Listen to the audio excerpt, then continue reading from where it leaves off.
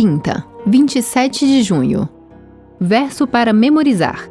Então ouvi uma voz forte que vinha do trono e dizia: Eis o tabernáculo de Deus com os seres humanos. Deus habitará com eles.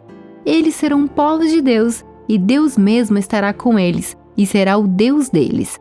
E lhes enxugará dos olhos toda lágrima, e já não existirá mais morte, já não haverá luto, nem pranto, nem dor, porque as primeiras coisas passaram. Apocalipse 21, 3 e 4. Duas eternidades. Ouça 2 Coríntios 5:10. Porque é necessário que todos nós compareçamos diante do tribunal de Cristo, para que cada um receba segundo o bem ou mal que tiver feito por meio do corpo. Romanos 14, 10 e 11. Você, porém, por que julga o seu irmão?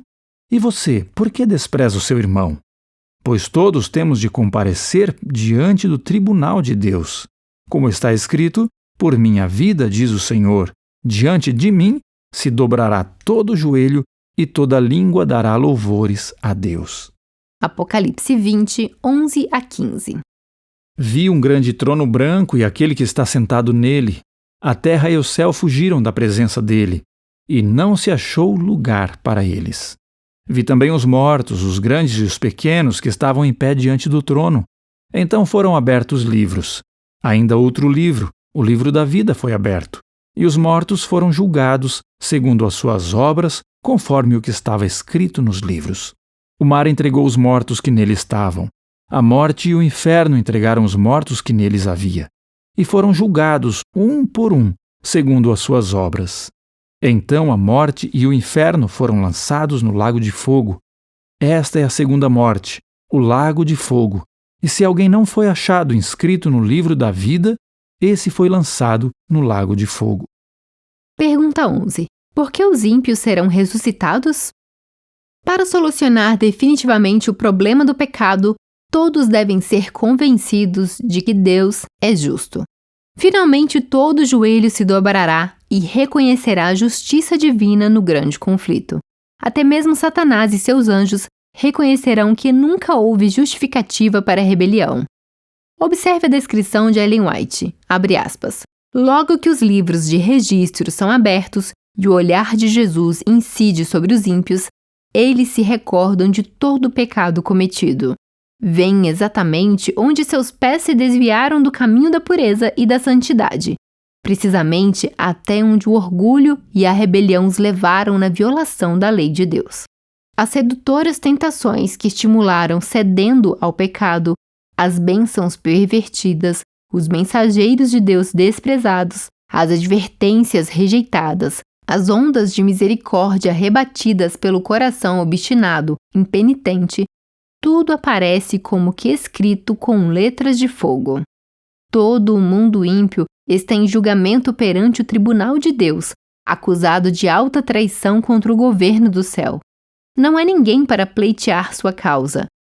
Estão sem desculpa e a sentença de morte eterna é pronunciada contra eles. Fecha aspas. Ouça Apocalipse 29.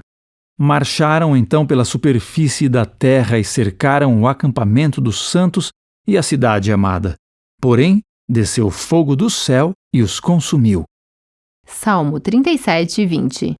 Os ímpios, no entanto, perecerão e os inimigos do Senhor serão como as mais belas pastagens.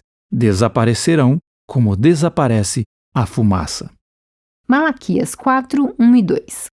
Pois eis que vem o dia queimando como fornalha. Todos os soberbos e todos os que praticam o mal serão como a palha. O dia que vem os queimará, diz o Senhor dos Exércitos, de modo que não lhes deixará nem raiz, nem ramo. Mas para vocês que temem o meu nome, nascerá o sol da justiça, trazendo salvação nas suas asas. Vocês sairão e saltarão como bezerros soltos da estrebaria. Pergunta 12. O que a Bíblia revela sobre a destruição do pecado e dos pecadores e a recompensa dos justos? Satanás e seus anjos serão destruídos no lago de fogo. O pecado e os pecadores serão eliminados. Eles serão consumidos, destruídos e não atormentados eternamente. O verso seguinte usa a expressão para todo o sempre. Em diferentes contextos, A expressão para sempre pode significar de forma infinita, mas até que algo seja totalmente concluído. Para os perdidos, a destruição é eterna, não o ato de destruir. Deus não é um torturador eterno. Uma das duas eternidades aguarda a todos nós. Infelizmente, os perdidos receberão o salário da morte eterna. Por que nossa esperança está em confiar na justiça de Deus?